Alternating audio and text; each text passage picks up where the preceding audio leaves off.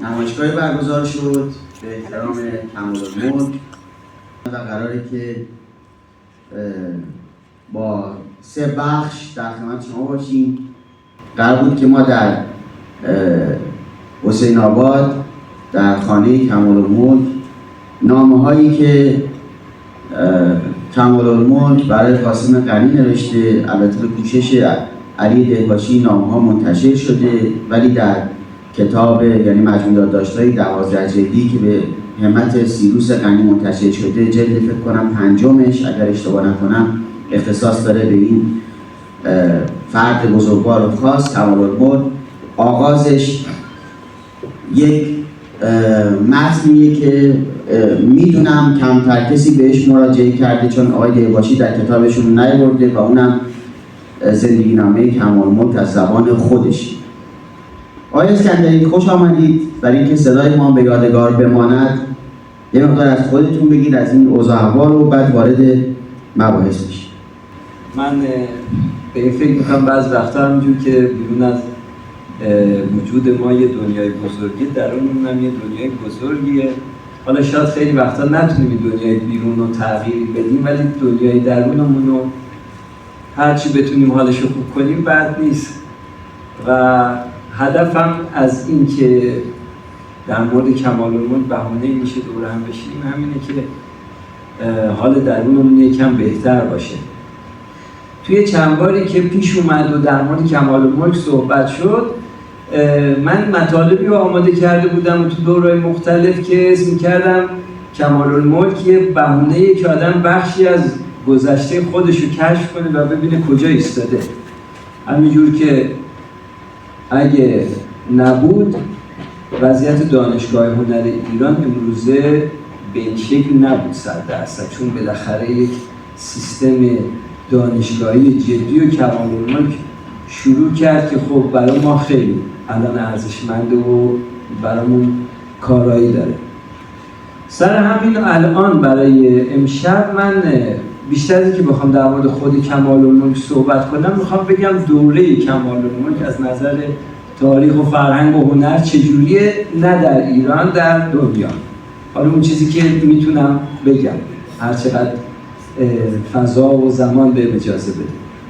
ما مخصوصا تو دوره قاجار وقتی داریم صحبت میکنیم به این ور، با 3 تقویم روبرو هستیم. یکی میلادی، یکی هجری شمسی، یکی هجری قمری. مخصوصا اینکه از اواخر قاجار و اوایل پهلوی دیگه تقویم ما از هجری قمری به هجری شمسی تبدیل میشه.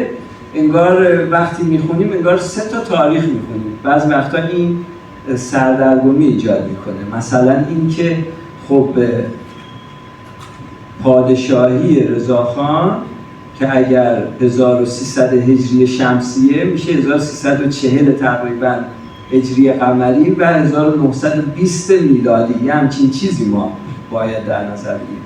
به خاطر من تاریخ‌ها رو فعلا رو میلادی میگم، چون میخوام به شکل جهانیش نگاه کنم که ساده بشه از این. اجازه هست؟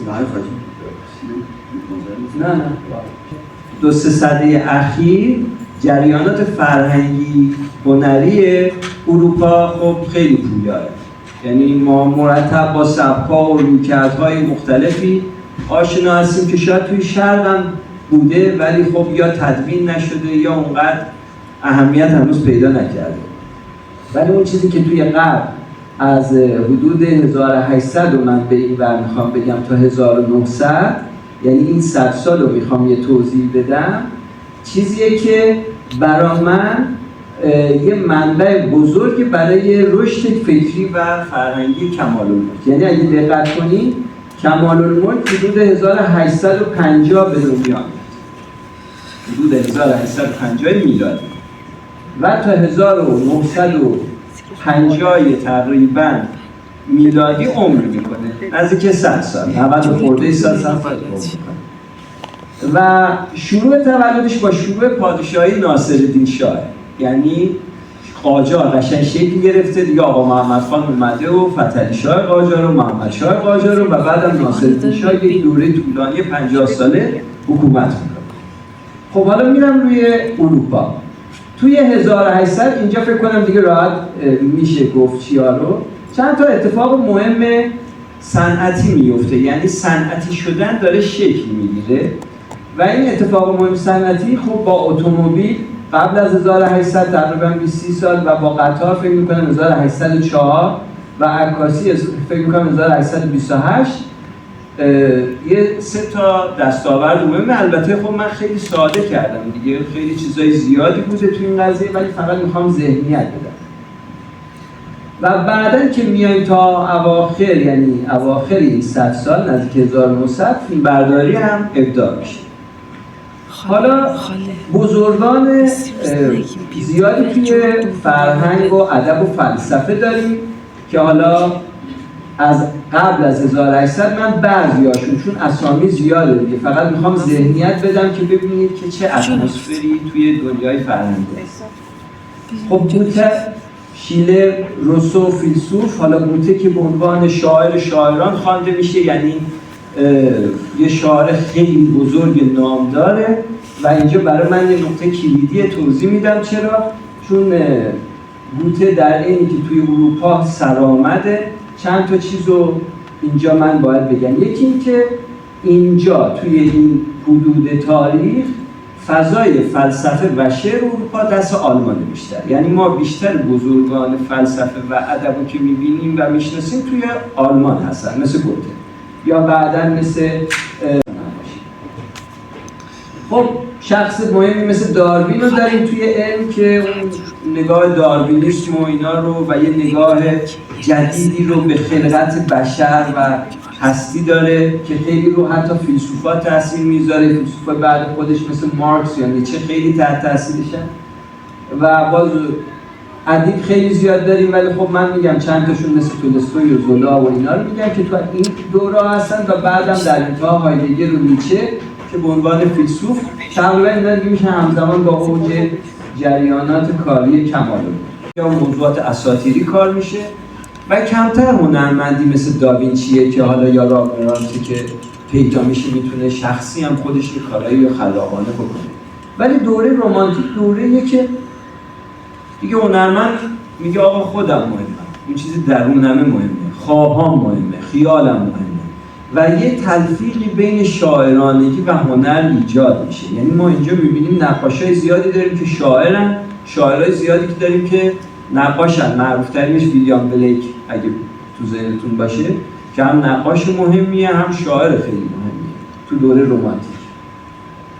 این فضای رمانتیک یه پویایی زیادی به هنر غرب میده و باعث میشه جریانات زیادی از دلش زایده میشه، مثل ناتورالیسم، مثل اورینتالیسم، مثل رئالیسم که خیلی کوتاه میگم. یعنی اول اورینتالیسم رو میگم که حالا یکی از رمانتیک کارا بیشتر از اون این اورینتالیسم زایده میشه، دلاکوروا که میاد تو مراکش و کشور شرقی تر موضوعات شرقی معابانه کار میکنه.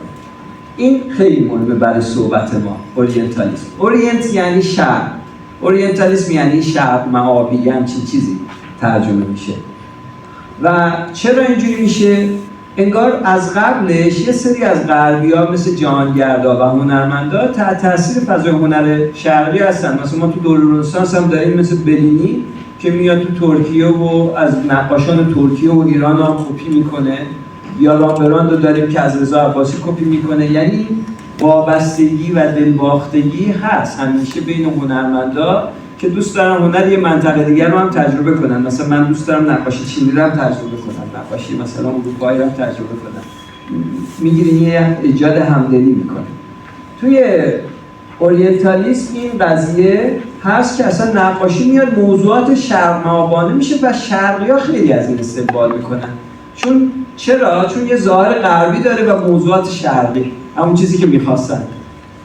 ما مثلا سالها بود دنبال یه چیزی هستیم که یه مثلا نگارگری ایران یا نقاشی آب مرکبای چین رو در نظر بگیریم، یه دلبستگی هم به نقاشی اروپا داشتن و این اورینتالیسم خیلی رو تأمین میکنه.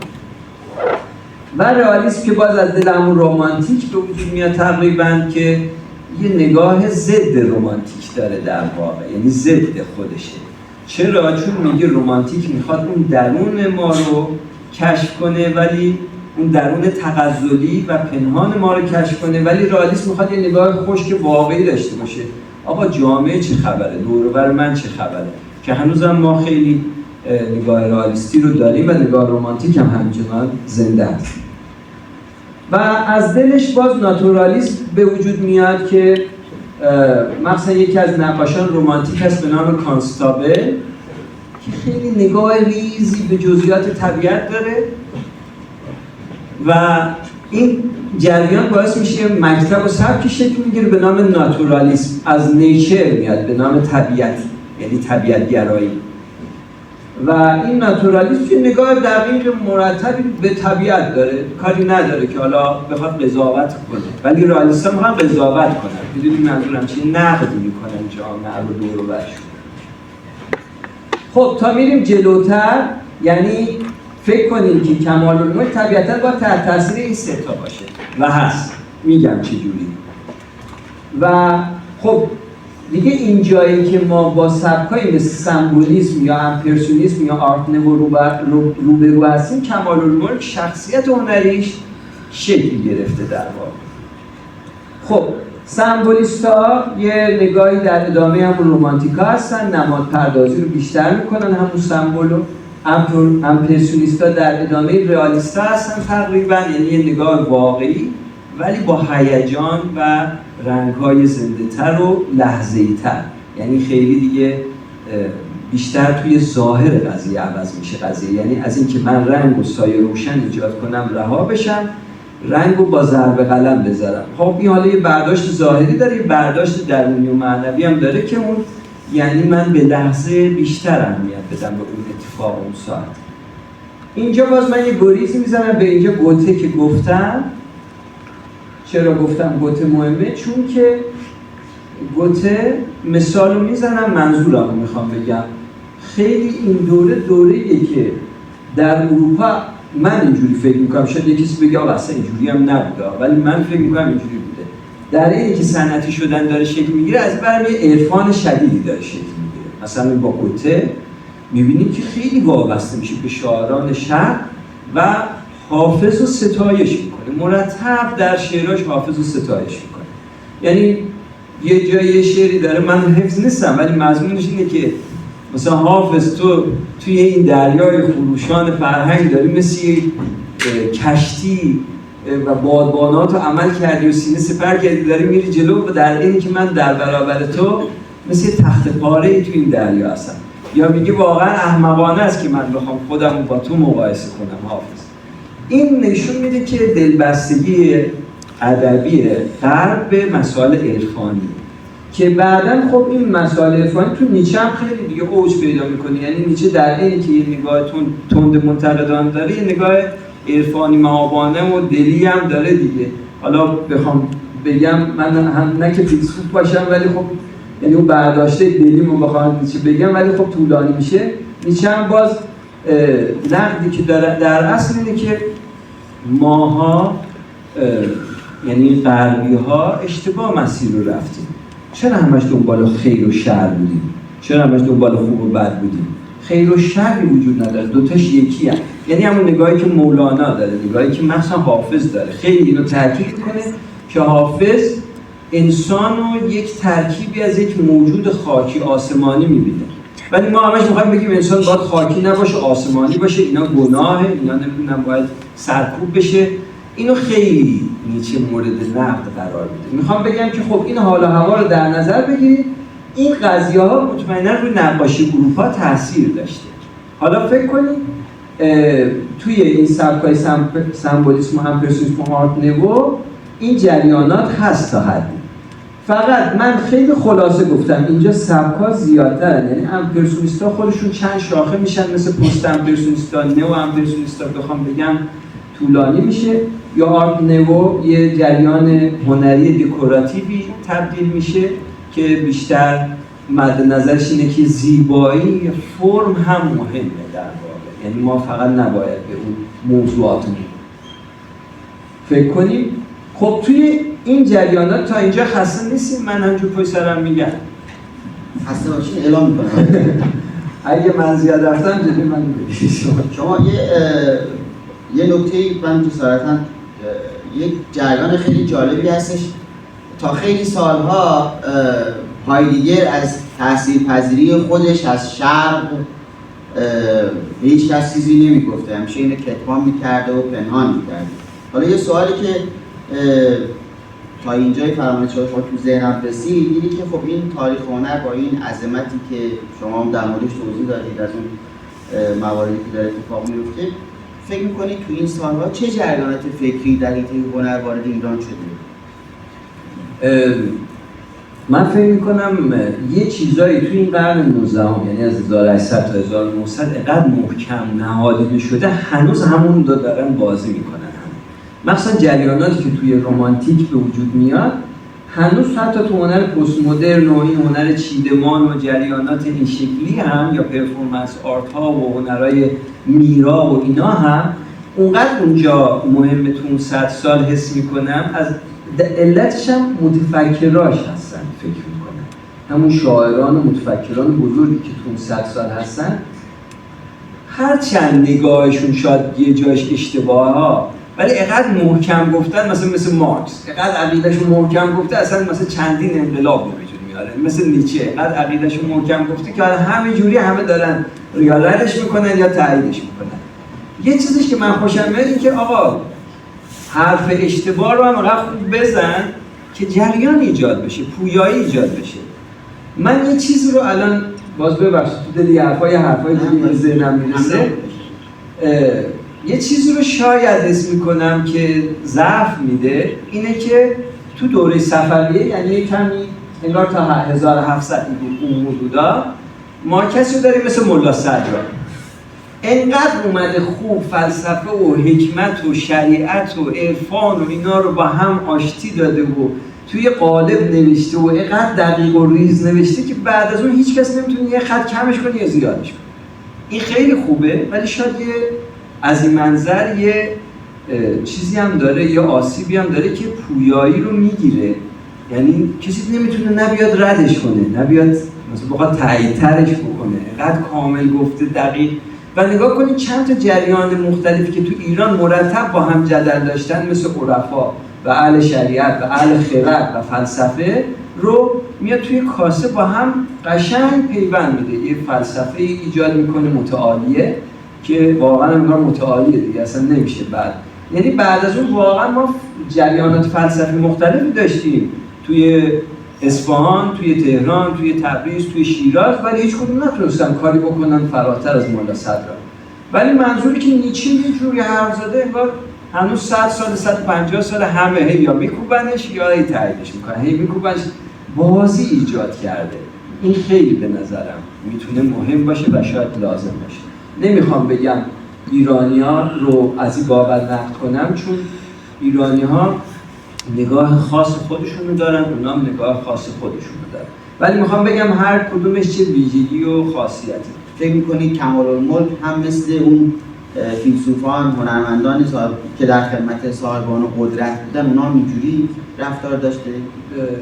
من حس میکنم که اگه بخوام اینو عمیق توضیح بدم برای من اینجوریه که ما یه نگاهی داریم توی ایران که توی دوره اسلامی خیلی این پررنگ میشه، مخصوصا با منصور حلاج.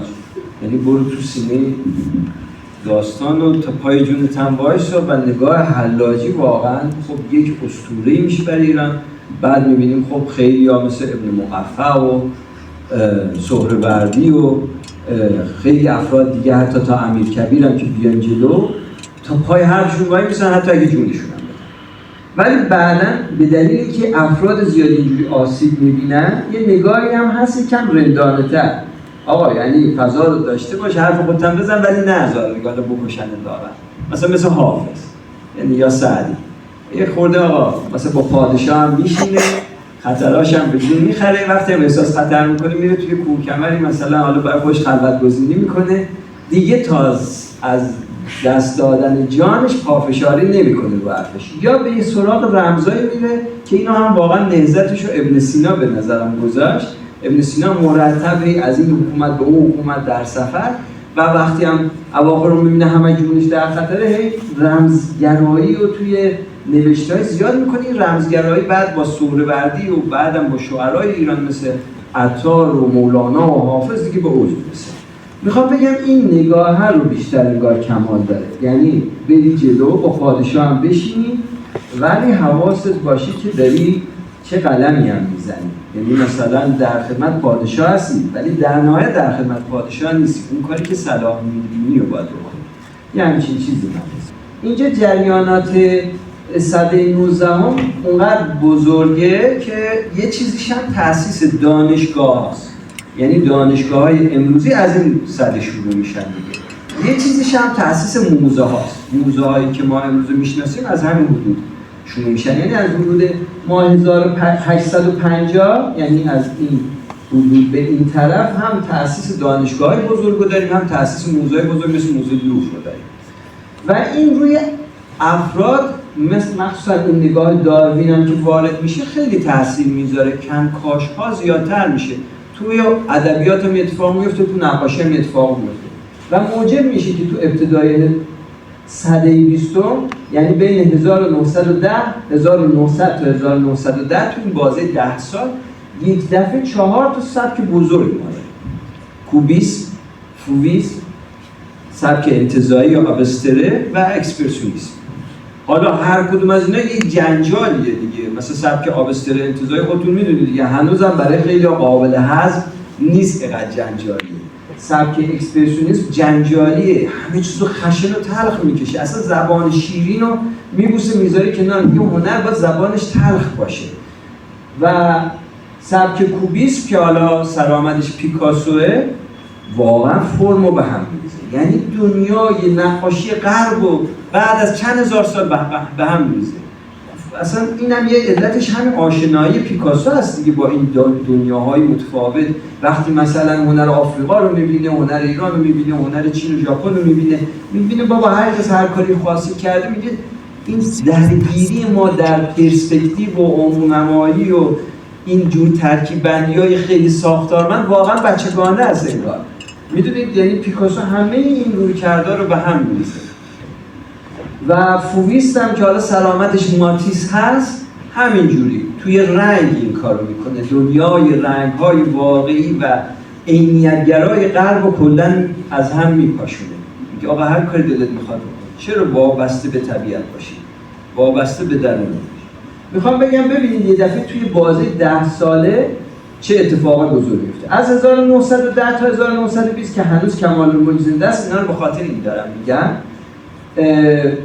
اوج سبک‌های دیگه اروپا تو این 10 سال.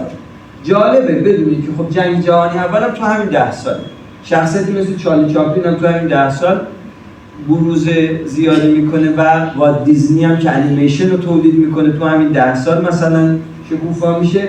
من اینا رو گذاشتم که یه ذهنیت کلی از فضای فرهنگی داشته باشیم. ولی سبک‌ها، حالا این سبک‌ها خیلی زیادن، من همین 5 تای مهمترش رو گذاشتم، مثل اورفیسم که بیشتر تحت تاثیر کوبیسمه، دادائیسم که اصلا یه انقلابیه توی جریانات هنری، هنوز هم دادائیسم خیلی تاثیر داره چون مارسل دوشانه که میاد از معنی اثر هنری رو کلا تغییر میده توی دادائیستا. و اونجاست که مثلا یه جالیوانی میذاره تو نمایشگاه، میگه اثر هنری، بیا ثابت کن که نیست. یعنی پروسه تولید اثر هنری از کلا میریزه به هم دیگه. میدونید که دیگه تا اون کارش که معروف به چشمه هست که یه سنگ توالت رو توی نمایشگاه میذاره، هنوز که هنوز مورد نقد قرار میگیره بعد از 80 سال 100 سال. میخوام بگم ببین چقدر حرکتش انقلابیه و جالبه. اونجایی که دیگه مثلا مارسل دوشان همه منتظرن یه حرکت جدیدی بزنه، دیگه هیچ حرکتی نمیزنه. سالها فقط میرفت و میومد و شطرنج بازی میکرده. یعنی با کار نکردنش بیشتر رو اعصاب راه میرفته تا کار کردنش. خیلی آدم رلی بوده. یا گروه سوارکار آبی که بیشتر تحت تاثیر هم جریانات آبستر انتزاعی و کاندینسکی و مالویچ هستن، یا سوپرماتیسم که باز بیشتر انتزاعیه و مالویچ بیشتر اونو کار میکنه، یا متافیزیکال آرت توی غرب بهش میگن که همون دنیای خوابها که اینجا نیچه و تحت تاثیر اون فروید و بعد یونگ خیلی این فضای متافیزیک و ماورا رو بررسی میکنن، توی نقاشی هم خیلی بروز پیدا میکنه. تو دهه‌های بعد بیشتر دیگه که سورئالیستا و اینا میان بیشتر اتفاق میفته. خب من اگر موافقین اینجا از این جهان غرب میگذرم، جریانات موازیشو میگم اگه سوالی نیست. و دلاکوروا که گفتم به اصطلاح اون مکتب شرق معابانه رو به وجود میاره، این یکی از نقاشی‌های دلاکورواست که تو مراکش کار کرده و موضوعات شرقی کار میکنه که اورینتالیست‌ها تحت تاثیر این فضا هستن بیشتر. این هم شد دلاکوروا که توی رومانتیکا هست. و بعد از رومانتیکا جلوتر که اومدیم یکی رئالیستا رو گفتم که معروف ترینشون میشه گفت گوستاو کلوبه و اینم اثر معروفی سنگ شکنان. به خاطر این معروفه که یه دفعه فکر کنیم موضوع نقاشی میشه یه سری کارگر، یعنی ما به جای یه سری افراد فاخر رو تو ابرا و آسمون و اینا بکشیم یه دفعه میام یه کارگری نقاشی میکنیم. این تو دوره خودش خیلی تنش ایجاد میکنه. خب من اینجا از اروپا میگذرم میام چند تا کشور رو که شرایط موازی فرهنگی با ایران دارم یه توضیح میدم. مثل مصر، این نقاشیه که توی قرن 19 تو مصر باب میشه تحت تاثیر همون اورینتالیستا. حالا یه سری اروپایی هم رفتن سعی میکنن اون تحت تاثیر، چون باستان شناسی هم تو همون قرن 19 خیلی گسترش پیدا میکنه. فکر کنید یه سری نقاش هم رفتن سعی میکنن اون فضاهای اسطوره‌ای و باستانی مصر رو تو نقاشی‌ها احیا کنن تحت تاثیر مکتب اورینتالیست‌ها. بعداً جریانات هنری مصر میره سمت به اصطلاح فضاهای مدرن اروپایی. این نقاشی محمود سعید تقریباً هم دوره اواخر کار کمال الملک، یعنی همزمان با شاگردای کمال الملک. میبینین همون تیپی که تو ایران داره کار میشه، یه نگاه اروپایی به موضوع توی مصر وارد شده، تو ایران هم داره همون اتفاق تقریبا میفته. خب میرم سراغ ترکیه. اینم نقاشی عثمان حمدی بیگ که ببینید باز چقدر تحت تاثیر هم فضای اورینتالیست، هم دوره کمال الملک، دوست داره موضوعاتش موضوعات ترکی و عثمانی معاب باشه، چون اگه بدونید تو همون حدود هست که حکومت بزرگ عثمانی تو همون قرن 19 از هم باز میشه و تبدیل به چند تا کشور میشه. این کشورها درگیر ملیگرایی میشن عین ایران. یعنی این جریان ملیگرایی ایران که از اواخر دوره قاجار تو خود خاندان قاجار شروع میشه و بعد تو دوره پهلوی هم خیلی پررنگ میشه، یه جریان مختص ایران نیست. کشورهای مثل ترکیه، مصر و کشورهای دیگه اطراف ایران هم درگیر این جریانه هستن شدیداً. حالا عثمان حمدی بیگ هم که حالا از معروف‌ترین نقاشای همزمان ترکی با کمال الملک سعی میکنه همین داستان رو پیش ببره و بعداً اون نگاه مدرن‌تر، یعنی همزمان با شاگردای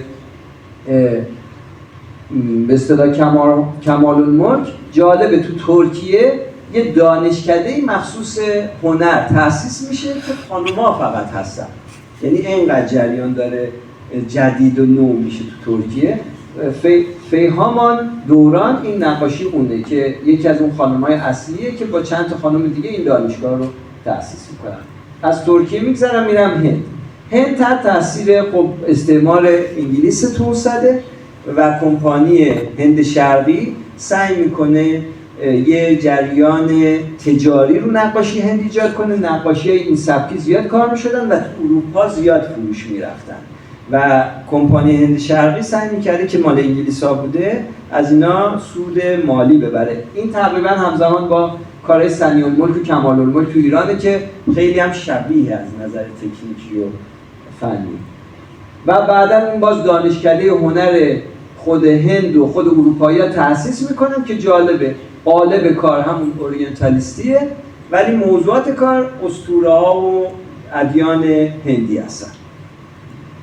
خب میرم سراغ چین. چین هم اینجا تو اون دوره تحت تاثیر هنر اروپا، یعنی میبینید که چقدر یه چهره رئالیستی کار شده، ولی بعضی هاشون هم مثل جولی یا چیبایشی که از جولی هم معروف تره، این کار جولیه، سعی میکنن اون جریان مدرن هنر اروپایی رو با اون سنتاشون بیشتر حفظ کنن. حالا یا واقعا چینی‌ها سعی میکنن بیشتر اینو داشته باشن یا واقعا به دلیل جغرافیاست که از این ور که نگاه کنیم مصر بیشتر تحت تاثیر اون فضای، یعنی من از مصر شروع کردم رفتم تا چین، بیشتر تحت تاثیر فضای اروپایی، چین که میرسیم دیگه خیلی کمتر دیده میشه، یعنی خیلی سعی کردن نقاشی خودشون رو حفظ کنن.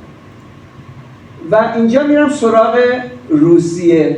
میخوام بگم همزمان با کمال‌الملک ما دو تا نقاش خیلی بزرگ تو روسیه داریم. یکی ایلیا رپین که اصلا قالب کارش کاملا اروپایی و حال و هوای همون اورینتالیستی داره، ولی موضوعاتش مربوط به تاریخ به اصطلاح روسیه است که این مربوط به یه جنگ خیلی مهمیه که گویا سفارش پادشاه بوده که این صحنه رو کار کرده. یکی از معروفترین کارهای ایلیا رپینه که خیلی از بابت جزئی پردازیاش و طراحی شخصیتاش و اون قدرتی که یه موضوع تاریخی رو اینقدر خوب کار کنه سرآمد تو نقاشی جهان. و یکی هم شیشکین که اون فضای ناتورالیستی یعنی اون طبیعت‌گرایی رو باز تو روسیه به اوج میرسونه. نگاه کنید اینا همزمان با کمال‌الملک. حالا خیلی‌ها تو روسیه امروزه اینا رو تمجید میکنن و خیلی‌ها تو ایران کمال‌الملک رو سرزنش میکنن. میدونین منظورم چیه؟ میگن آقا تو این زمان داشته هنر مدرن شکل میگرفته، کمال‌الملک داره یا ناتورالیستی یا رئالیستی یا اورینتالیستی کار میکنه. این سه سبک رو میشه تو کاراش دید. در صورتی که خب من نشون دادم اون جریانات نوع هنر غرب با اواخر عمر کمال‌الملک موازی که طبیعتا اون دیگه شخصیت هنریش اقتضا نمیکنه بخواد این کارو بکنه. میام سراغ ایران. میخوام بگم وقتی کمال‌الملک داره کار میکنه اتمسفر هنری ایران چجوریه.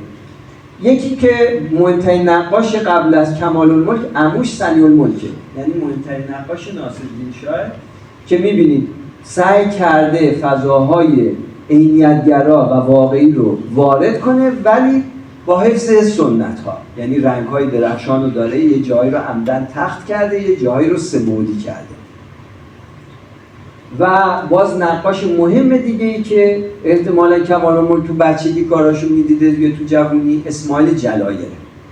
اسماعیل جلایر خیلی برای من خودم خاصه، نقاش خاصی در عینی که دستاوردهای خیلی نوعی داره، خیلی هم سعی میکنه اون فرهنگ ادبی عرفانی ایران رو تو کاراش حفظ کنه و یک ابهام شدید توی کاراش هست که باعث میشه کاراش چند معنایی و چند پهلو بشه. حالا من خیلی وارد کاراش و تحلیل کاراش نمیشم چون طولانی میشه صحبتم.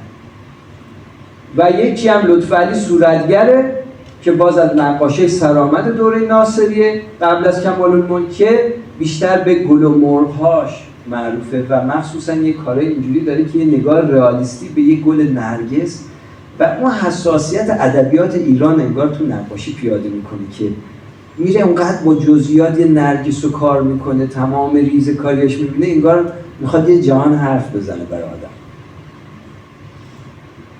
خب مزین الدوله که استاد کمال‌الملک که همون کسیه که ناصرالدین شاه میره سر کلاسش و کمال رو انتخاب میکنه. میخوام بگم که خب مقایسه کنیم میبینید که چرا کمال‌الملک اونقدر جایگاهی پیدا میکنه، چون واقعا قلمش از همه اینا یه جوری فرق میکنه.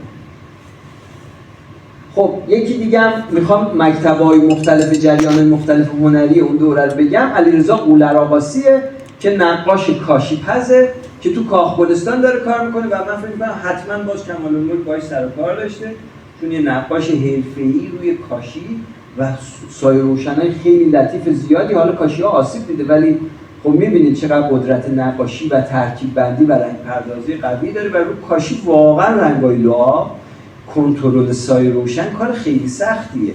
این خیلی مهارت میخواد که یه نقاش این کارو بکنه. و اینم نقاشی از خود ناصرالدین شاه گذاشتم که بگم که خودش هم دغدغه اینو داره که شاگردی کمال‌الملک رو بکنه و نقاشی کنه. من نمیدونم، شاید همه بگن ناصرالدین شاه پادشاه ضعیفی بود فلانی بود، ولی میدونم توی هنر به نظر من خیلی خوب عمل کرد. به هنرمندا خیلی احترام گذاشت، نه به نقاشش، به خوشنویسش، به عکاسش، به همه به ادیبش ملک الشعرا، به خوشنویسش کلهر، شما یعنی اسامی رو که بدونید میفهمید که خب بابا حواسش خیلی درسته بوده.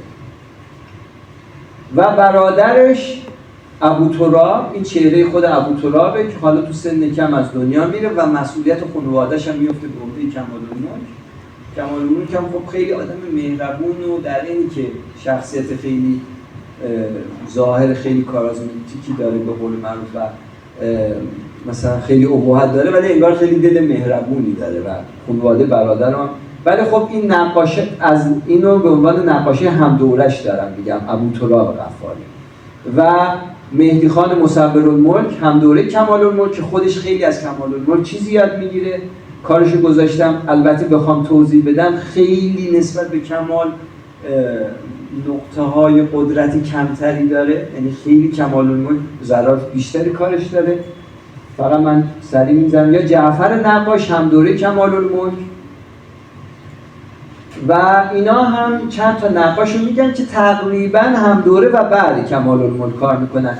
میرزا ابوالقاسم شیرازی که ازش نقاشی پیدا نکردم تا الان، ولی تو شیراز کار میکرده، میخوام اتمسفر ایران رو بگم.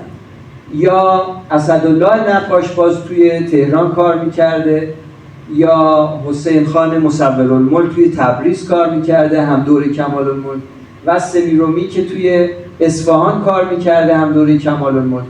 و اینجوری من یه اتمسفری از فضای دوربر و کمال‌الملک رو گفتم، خیلی دیگه سراغ خودش نرفتم.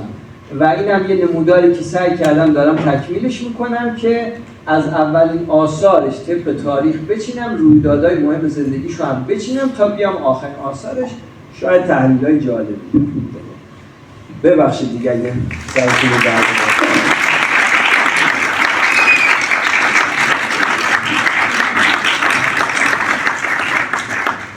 خیلی ممنونیم. قراره که اتفاق خوبی رو حالا داشته باشیم در خدمت. قرار بود که من یک چند تا از نامه‌های کمال رو بخونم در خدمت آقای امیرخان سلطانی و دوستشون باشه، در صورتی که کمال‌الملک که از جریان سازترین رجال سیاسی این کشور، خصوصا در اون سالها که حزب دموکرات داره شکل میگیره، آل احمد داره به دیگران تذکر میده که حواستون به موضوع قلب زدگی باشه، ما خودمون کلی هنر و کلی مطلب داریم. و تو این نامه‌هایی که من براتون 4 تا یا 5 تا حالا انتخاب کردم وقتی گوش میدیم میبینیم که این آدم فارغ از یک نقاش جایگاه داشت و فقط کاری که توانستم در عین گرفتاری بکنم بر حسب وعده‌ای که کرده بودم، یک مقداری رنگ روغنی که در جعبه داشتم به انضمام یک مقداری که از خارج تعیین نمودم که مقدار 48 لوله می شود، به اضافه 9 عدد قلممو به توسط پست تقدیم داشتم و اغلب این رنگ‌ها از رنگ‌های خیلی اعلاست. امیدوارم مطبوع دوست سرکار باشد. این دوست سرکار یه نقاشیه که اسمی ازش تا آخر چیز نمیاد، یکی از اتفاقاتی که نمیدونیم کمال برای کی حاضر بوده همه این رنگ‌هاشو ببخشه بهش. و امید است که انشاءالله من بعد هم از نتیجه معالجات مستحضر نمایم و پیوسته عزت و بقا و عمر سعادت حضرت عالی را از خداوند متعال مسئلت می نمایم. در ضمن مسعدیم عرض ارادت و تشکر بنده را خدمت جناب آقای دکتر رجب علی تقدیم فرمایید. اجالتا زیاده عرضی ندارم. بنده ارادتمند کمال‌الملک. 1000 مرتبه قربان و تصدقت کردم. شرح پرده تقدیمی با جزئیات آن تا اندازه‌ای که در نظرم بود نوشته تقدیم حضور مبارک نمودم و نمیدانم مطبوع طبع مبارک خواهد بود یا خیر. در هر صورت با این خستگی سر و ارتعاشات دست نتوانستم بهتر از این از عهده این خدمت برایم. معذرت میخواهم. دیگر اینکه به واسطه وعده خودتان تا مدتی که ممکن بود خربزه های حسین آباد دوام کنند نگهداری شد و تشریف نیاوردید، نوش جان فرمایید. بعد هم به همین امید از هر کجا خربوزه‌ای فراهم میشد حتی المقدور حفظ میکردم و شاید هم هنوز چند دانه باقی مانده باشد. حال نمیدانم کی اقبال یاری خواهد کرد و به این سعادت عظیم نائل خواهم شد. در خاتمه مستدعی است عرض عبودیت بنده را خدمت بندگان حضرت اشرف نیابت ایالات آقای جام دام شوکت تقدیم نمایم. باقی قربانت، محمد غفاری.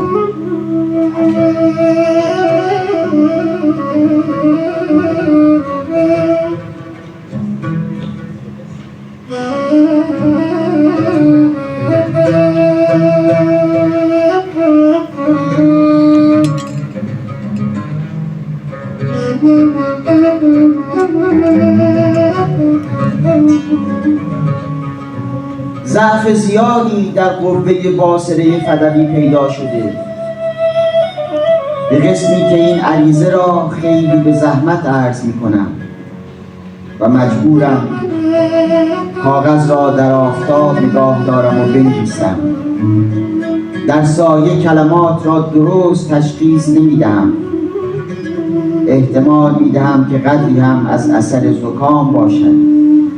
در هر صورت پس از چند روز تأمل گمان میکنم برای معاینه چشم مجبور خواهم شد یک مسافرتی به تهران بنمایم.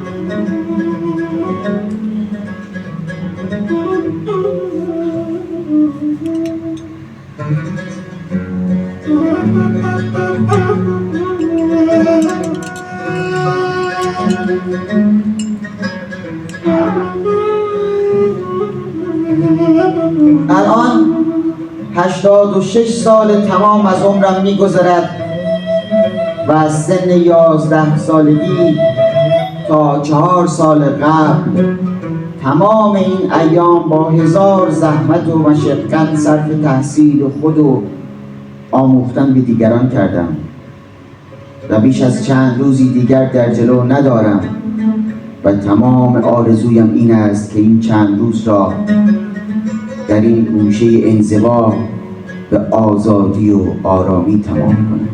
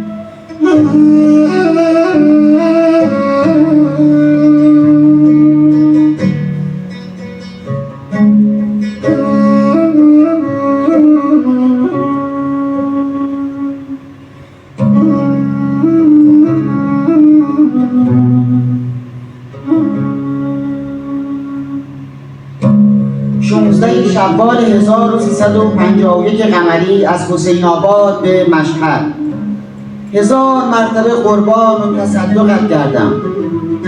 مجدداً پس از مدتی تفکر درباره پرده سید و بچه سید، کار جناب آقای میرزا اسماعیل چنین حد زدم که در این پرده آقای میرزا اسماعیل خواستند تقلیدی از پرده سن ماتیو رامبراند کرده باشند و چون رامبراند در عالم عیسویت صورت یکی از حواریون حضرت مسیح را ساخته که مشغول نوشتن کتاب انجیل است و ملکی هم به تلقین می کند، آقای میرزا اسماعیل هم در عالم اسلامیت خواستند صورت یکی از خواص حضرت رسول را بسازند که مشغول تفسیر قرآن یا رساله است و بچه سیدی به عنوان ملکی به او تلقین می کند. هرچه خیال کردم بیش از این چیزی در نظرم نیامد.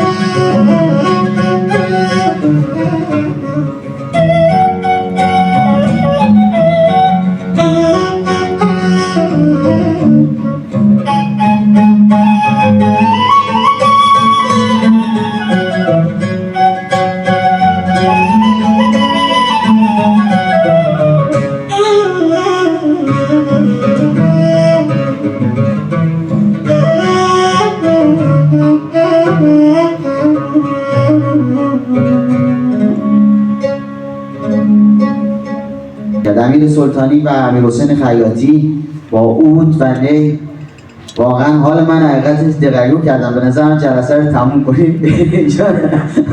ما هنرمند، البته من هنرمند نیستم ولی تحت تاثیر قرار میگیریم، یا گریه‌مون میگیره یا شعر میگیم یا یه چیزی میگیم. خلاصه ممنونم امیر جون. آقای خیاطی خیلی ممنون واقعا. من اسم میبرم لطفاً تشویقشون بفرمایید. هاشم کرانی باور کنید به تنهایی و در کنار البته یه پشتوانه خیلی خفن، حالا بگیم اینجوری خیلی صمیمانه، همسر گرامیشون سرکار خانم دولت‌آبادی اینجا رو واقعا پویا نگه داشتن. آدمای زیادی هستن در دور و بر این بزرگوار. من اگه بخوام اسم ببرم باید دیگه میگم از همون شکی شروع کنم تا آخر، ولی این برنامه به همت سرکار خانم گلشنی، خانم ترازی، خانم بیاد و لطفی که همیشه کریم اسکندری